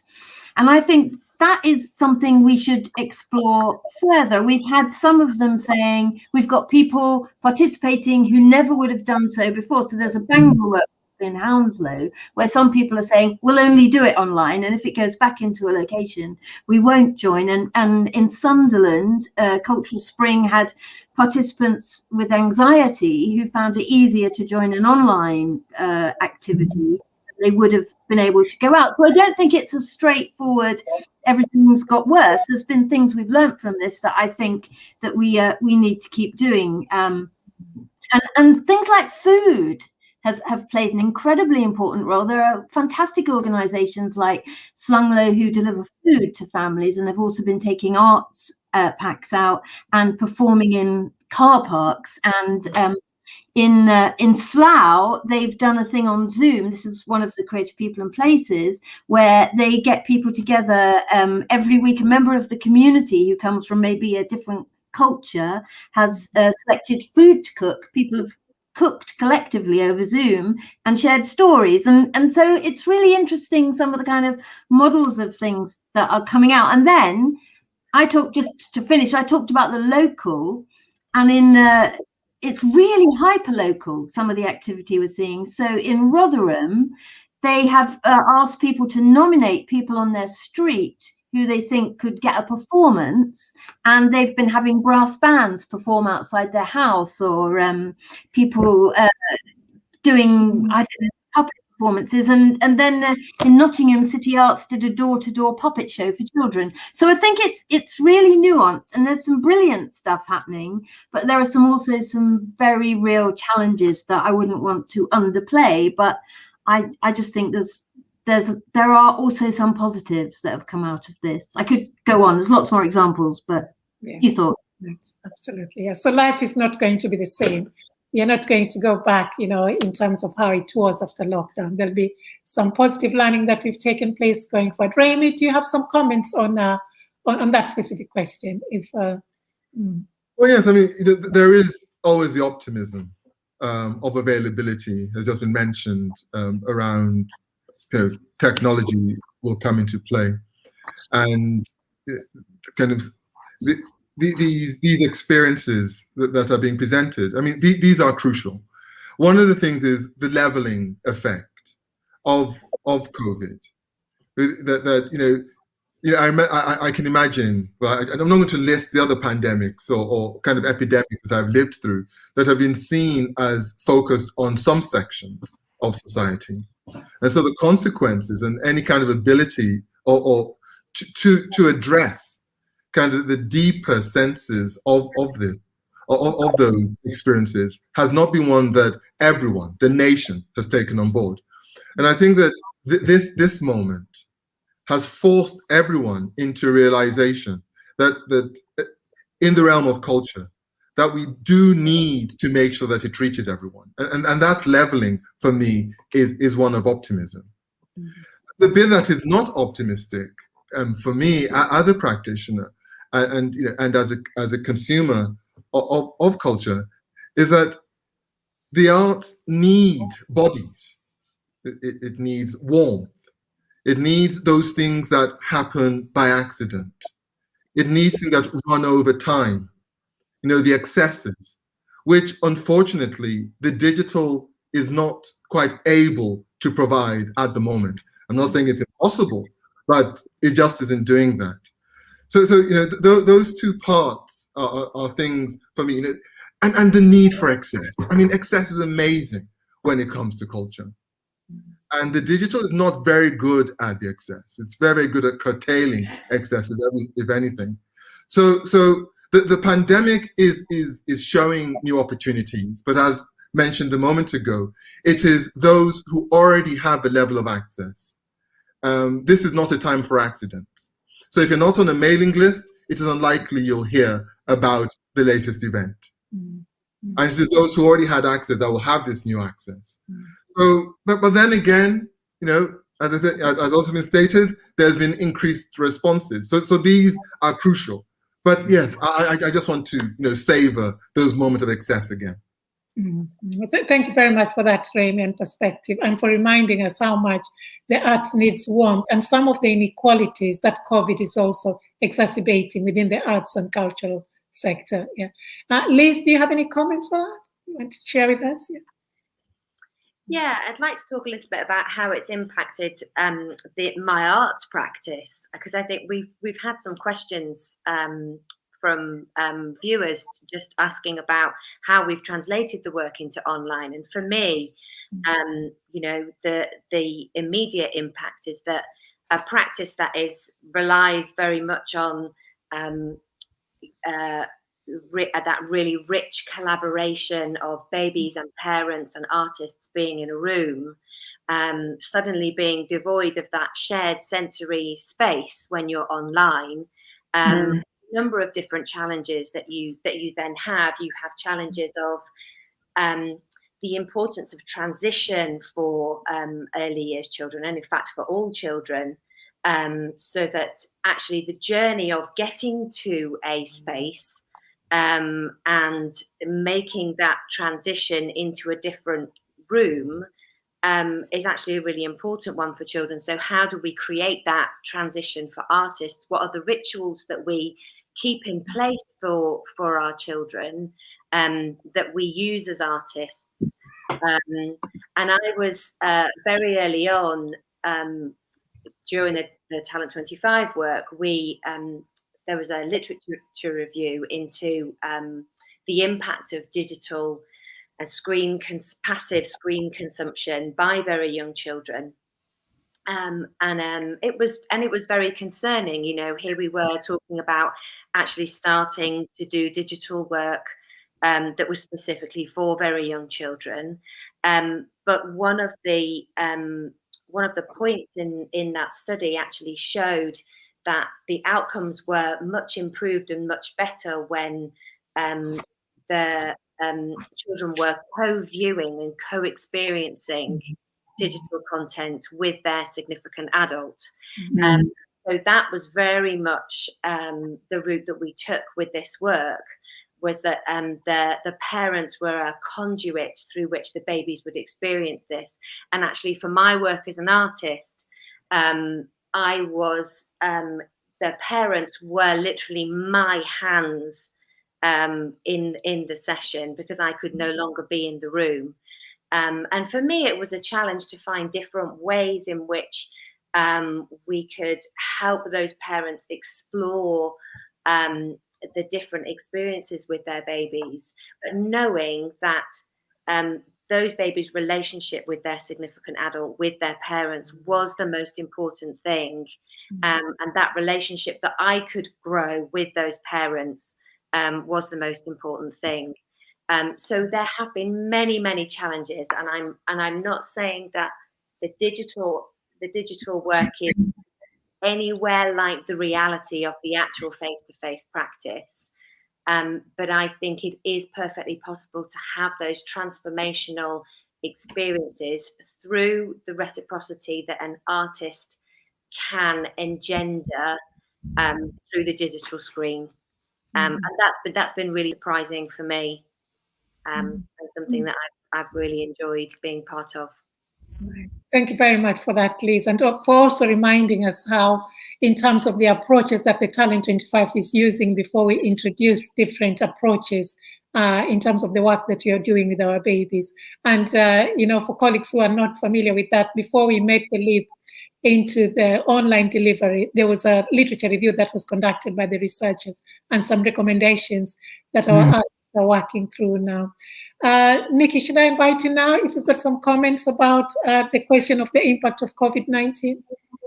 Very briefly, I think the access issue is absolutely crucial here, but I think that if I could put that to one side just for the moment to make another comment, but I am recognising the access issue is core to this. I think that what COVID has brought us has strengthened the importance and the understanding of communicating, parents and carers communicating. I mean, what Liz has just said is so important, that passive screen consumption isn't the same. Having an interactive, talking about experience with watching through a screen with a child is something different again.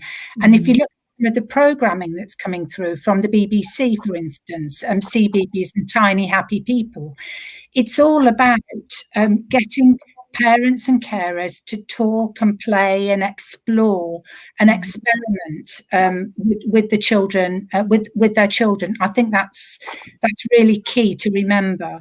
I also think that that using online technology has taught us different ways and has brought out a different sort of creativity in families and in individuals. So it's not just about consuming, it's about creating. And I do think that that's one of the advantages that we've seen come through some other work that we've done at the Arts Council, that individuals are using technology in creative ways. But I recognise very much that this isn't for everyone at the moment. It's not available for everyone, and that the pandemic has exposed the fault lines in inequality to a greater degree.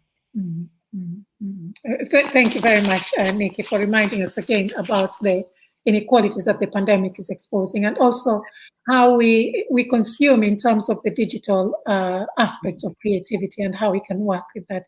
Hugo, do you have anything to add to that? Hugo, I don't know if you're frozen. Can hear us? Yeah, again, briefly, I think. Can you hear me? We can hear you now, but can you hear me? Yeah. You can hear me. Okay. So I think what's happened over the last year was a very rapid shift online, huge institutions dumping archives, like extraordinary resources in the first couple of months of lockdown. And what's happened is we've moved towards progressively more creative solutions, which are more embedded in the real world. And so what we've been able to do is the examples where you have kind of on door-to-door activity. Okay, so you can hear me, sorry. So we've got door-to-door activity, and we've got packs going out, and this creates a really broad range of opportunities for people to be engaging in creative practice in their own homes or in spaces that belong to them rather than coming into institutions. And that for me is a really significant shift. It's what we wanted to engender when people come to an institution, is this kind of take back the creativity from the workshop and experience and deliver it in your own homes. And we are in a position where we have to do that now. So I think what Liz was touching on about the idea of the parents becoming her hands through the screen, that's really powerful as a model, which is that it's not about us delivering a product and saying, here it is. It's about being coaches and providing space for people to think through what constitutes creative or cultural practice for them in their homes, and providing what resources we can to allow that or to facilitate that happening, whether that's through contact, through conversation, or through the provision of actual physical resources, paper or whatever. Yeah. Thank you very much for that, Hugo. There's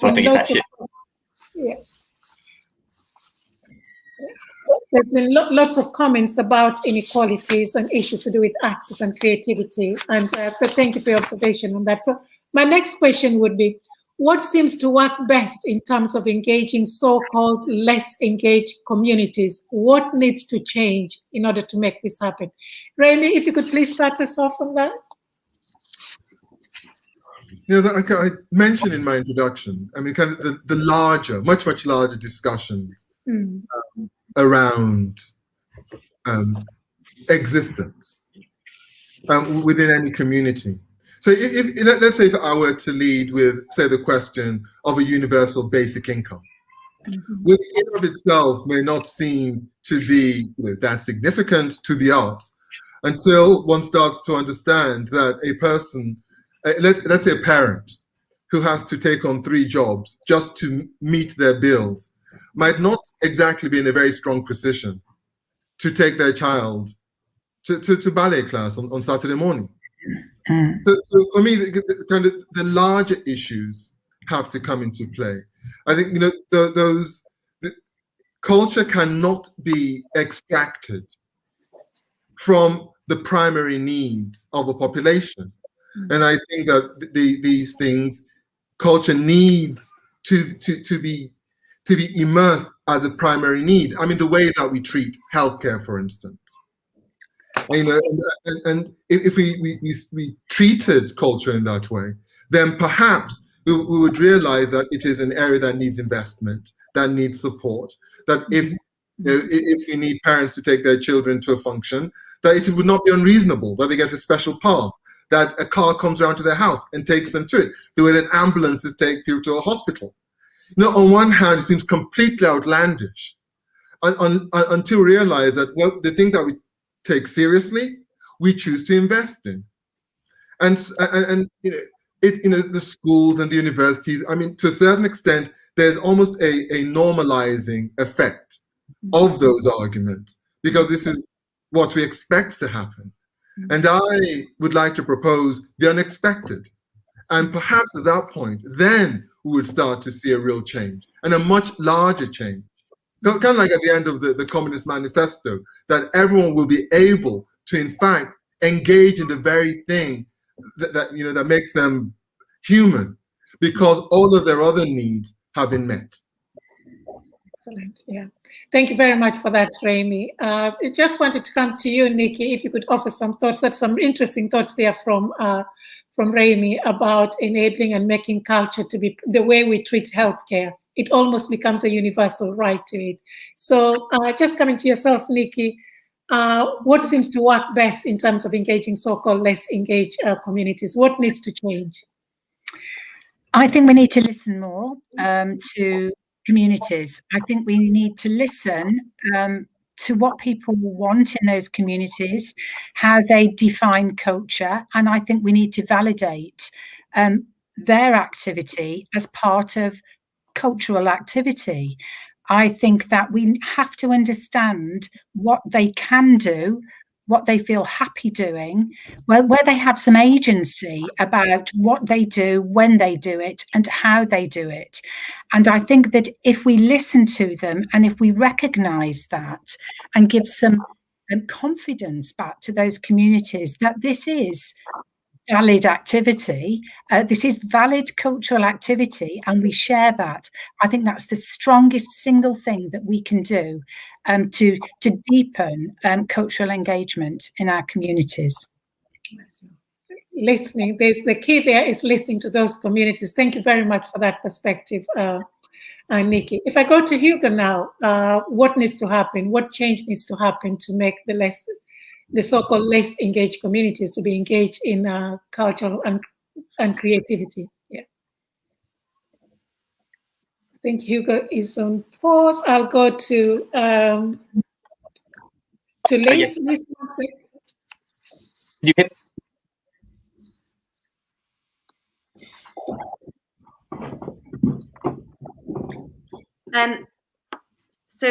I would say, I mean, I agree very much with what Nikki was saying. I think we need adults who are playful and curious and empathetic and accepting.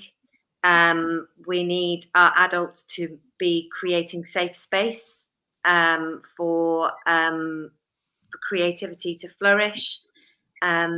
We need organisations who are willing to bring in artists at the earliest point to enable them to do their best work, because it's my belief that the arts are a perfect conduit for these playful, curious, empathetic and accepting environments that we need to create. We were hearing from Darren about the importance of mental health currently, and I think that the arts need to take their place as the facilitator of those environments where mental health can be nurtured. It's from my observations over the past 8 and 9 months of working with families, I can say that we need to tune into families' resourcefulness that they have already, the resourcefulness that they've created during lockdown, so that together we can find the keys to engagement when it's worked really well over the past 6 to 8 months, since when artists and families have worked together to find those keys to engagement for children. I mean, I'd like to draw on just one example. We had a child as an older baby coming along to our classes, and most of the team screen, I could see this baby running this way and this baby running that way. Worrying about the expectations of trying to get this child to stay in front of this box. We ran this one session where we were creating installations just simply with lights from the parents' mobile phones, with found materials. And I could see this parent grab a colander from her kitchen and place her light from her mobile phone. She closed the curtains, and this child became so still with absolute awe and wonder at the projections that were happening in her own home. She was completely immersed. I think it's what we really need to engage families is we really need that collaboration of ideas and that willingness to take risks with our own creativity and just a willingness to go on that journey with each other. Because if I could bring that child's moment into this call right now for you to see that expression, I hope I've painted that picture for you of that experience. And for me, that's what arts and creativity is all about. Thank you very much, Liz, and thank you so much for bringing the activities alive within this discussion also. Thank you. Rebecca, do you have any comments there in terms of enabling engagement? Yeah, well, in terms of what engaging so-called less engaged groups, I suppose I'm always slightly uncomfortable with the term because I think people are engaged, they have culture, they engage in culture, and we make a lot of assumptions about the fact that they don't do that. So that's the first thing I'd want to say. And then I think one of the things we've really learnt in Creative People and Places, we've taken what I suppose we refer to as an asset-based approach, which is not about what people are lacking, but it's not like people going in there and going, oh, you all need some art and some culture, and it's going to make you better and so on and so forth. But it's more about working with communities to shape their own cultural experience, to build on the assets they already bring, because they bring fantastic assets and experiences already, and I think for people to see themselves reflected in activity that is meaningful and relevant to them. And I think that is something that you do in collaboration with a community. You don't do it to a community. And so those are probably the things I would probably want to flag, as well as work with partners who help you reach and talk to those groups, you know, whether it is the NHS like you're doing in Talent 25, whether it's housing associations or football clubs, where, you know, and sports clubs. I think First Sight in Colchester's done some brilliant stuff with the local football club, bringing young children in to do football training and then also do arts activity if they choose to do it. So yeah, so I think that's probably all I would say. Thank you very much, Rebecca, and again for reminding us in terms of how the word less engaged. It's much more important also to be tapping into the different communities and their own agency and what they've got instead of doing things to them. Thank you for that, Hugo. I don't know if you're back online now. Can you hear me? We can hear you now. If you can hear me at the moment, I'm back online. Okay. Yeah. Do you want to? So I think what's really exciting is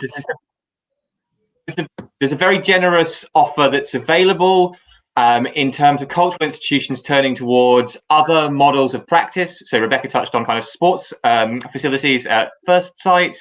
And there's a whole range of kind of expanded models of what constitutes engagement through cultural institutions, much more civic models of provision for residents.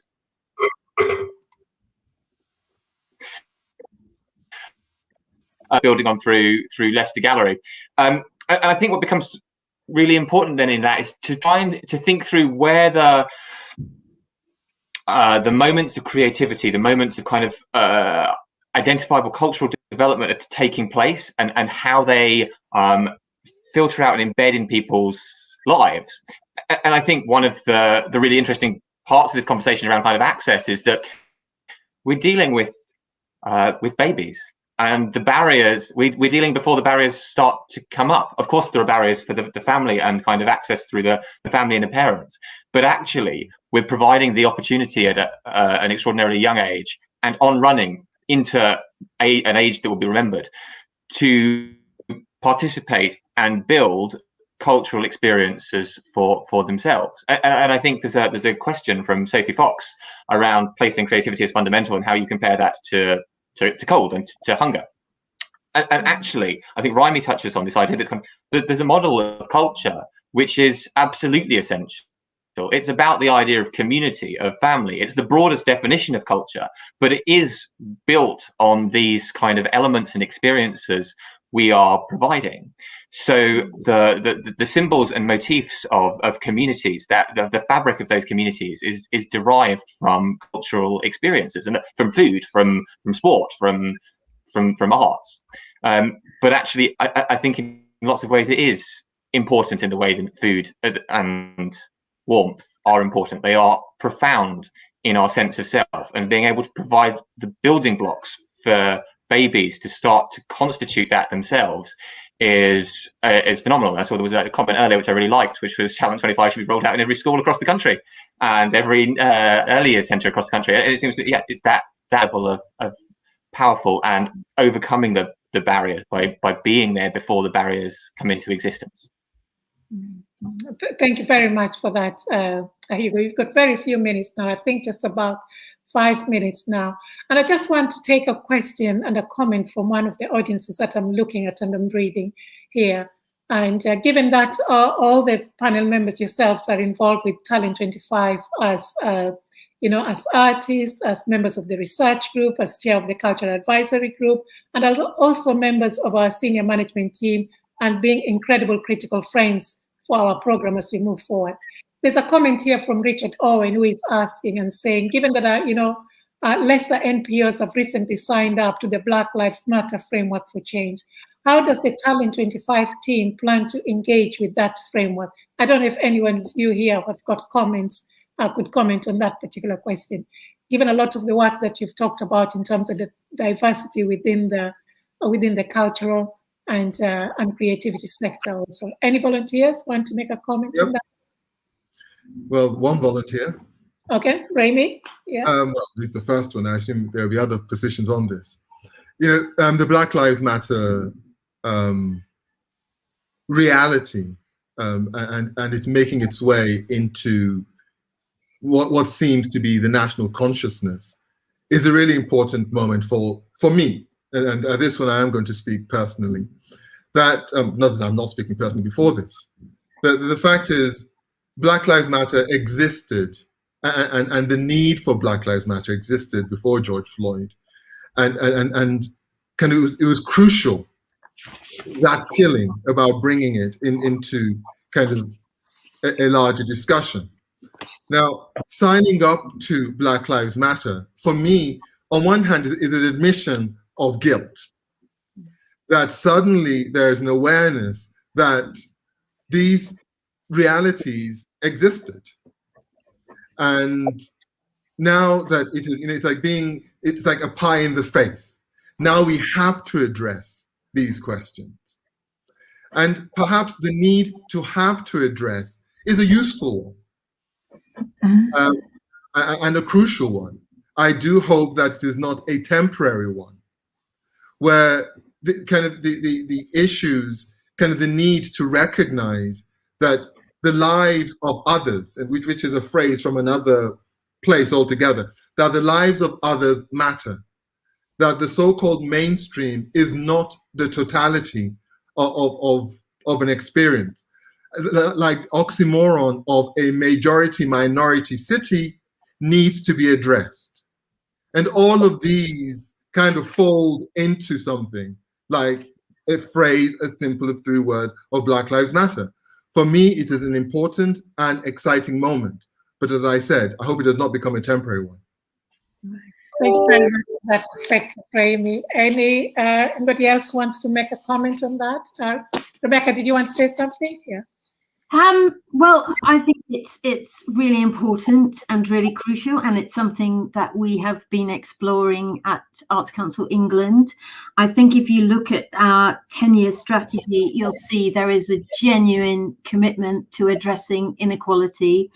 And I think that I think you're absolutely right that the events that occurred highlighted something that already existed, and something that we as a society, not just as in arts organizations and otherwise, need to address. And we're really keen to play our part in doing that. And I think, I mean, I'm sounding a bit waffly because but I think we are in that process of looking at ourselves and we're talking about this with our area councils in terms of our own. We've revised our equality objectives.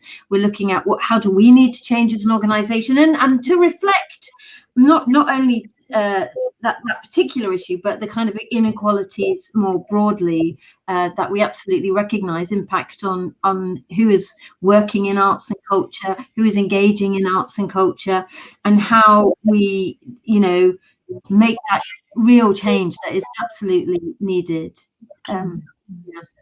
Yeah, thank you very much for that, Rebecca. I know that there've been quite a number of comments in terms of talking about the diversity, also from the comments from Darren, also when he was during his talk. Nikki, did you want to make some comments? Yes, I did want to reiterate that Darren did mention Black Lives Matter specifically in his presentation, but I do want to reiterate what Rebecca had said, that you will see in the Let's Create strategy and the Let's Create delivery plan that there is that genuine, firm commitment to work and target where inequalities are being experienced, and that there will be action there. I will take away from this, Remy's comment, so-called mainstream is not the only view. And I think that's really important. And that is reflected in the work that the Arts Council will be doing. And of course, with Talent 25, as we go into our next 10-year strategy. Can I just add to that as well? I think the thing I would probably really want to highlight to in terms of our strategy and to everyone who is working with us at Arts Council or who we're funding is we have a new set of investment principles that were part of the new strategy. And one of those, and a really important one of those principles, is the inclusion and relevance principle. And I think people will see as we publish what that more detail on what that is, and tools to help people implement the inclusion and relevance principle, that they'll understand, that I hope they'll see a really genuine commitment from the Arts Council around those particular things. Yes, thank you so much for that. I can actually see that we've run out of time. We've had so many questions coming through. And as I said in my opening remarks, that this is just the start of an inaugural event for the Talent 25, and that we hope to be running about 2 to 3 such events going forward. I'm really sorry, Liz and Hugo, that I would not invite you to come in and make a comment, unless you can just do something in 30 seconds, because we are really time limited, just to make a comment to that final question, if you've got anything else. Did you want to say something, Liz or Hugo? Yeah. Yeah, I just wanted to bring it back to the agency of the child. The children and the families that we've been working with are super diverse, but the arts creates such a unique space for the bringing together of different cultures and different voices. I think I just want to leave everybody with a thought about thinking about the agency of our babies, and the fact that they are pre-verbal and they are really vulnerable, and how we are able to give them a voice, and we are able to tune into their fascinations and build the world around them, and that being the most important thing that we can do for them at the moment, in kind of nurturing their resilience and their life-wide creativity to be able to just go forward and embrace life in a post-COVID world. Thank you very much, Liz. Hugo, do you have just a few seconds to say? I think we've lost you there. Just to say, similarly in some ways. Am I there? Hello? Yes. You keep breaking, Hugo. Oh, I am. Yes. Oh, sorry. So, yeah, just to say that I think it's extraordinary moment when where young. Sorry, this is really. Yeah, where the young people, the babies, are growing up in a world. Yeah. Right, I'm really just sorry. Yeah, so I'm really sorry for the technical problems that you've experienced today, but I just want to say a huge thank you to our panel members, and just to quote some of the words from our audiences who've said thank you very much for a really interesting and thought-provoking, and looking forward to the next sessions, and for such a thought-provoking session also, and for the event itself. So thank you very much to our panel members. And I'm just going to say a few closing words now before we wrap up the event. Thank you. Yeah. Well, thank you very much. Thank you. So thank you to all our presenters for sharing your knowledge in what we believe is an important subject area. You've had from our diverse speakers in terms of not just the shape of the study itself, but also in terms of the journey about creativity, cultural engagement, and the importance actually of making sure that what we are doing, we are tapping into what the communities already have. They are not an empty vessels. And also making cultural engagement and creativity as important as healthcare in the delivery of healthcare itself. Unfortunately, our Vice Chancellor was not able to join us today because of some technical problems, but she sends her best wishes. And I just wanted to read a few comments that she was going to share with yourself. Talent 25 was working hard throughout this time, exploring whether its key themes, art, cultural stimulus, creativity, might help to unlock needed resilience, optimism, and energy at a tough time unlike any other. They chose to adapt, sample, and share in families' real lockdown experiences, to engage and to talk and think through the issues by exploring where creativity sat within ordinary people's extraordinary lockdown experiences. The task now for us, in the words of our Vice Chancellor, is certainly to continue exploring this theme and apply what we learned from long-committed study to the long-lasting advantage of children and families we have a responsibility to. So once again, thank you very much to our presenters. Thank you to the Chief Executive, Darren Henley. Thank you to each of our panel members. And thank you also to you again, our audiences, for joining us and for your comments and questions. And if we have your email addresses, we will soon be sending you copies of the Talent 25 lockdown study, and copies will also soon be available from our website. Thank you and stay safe.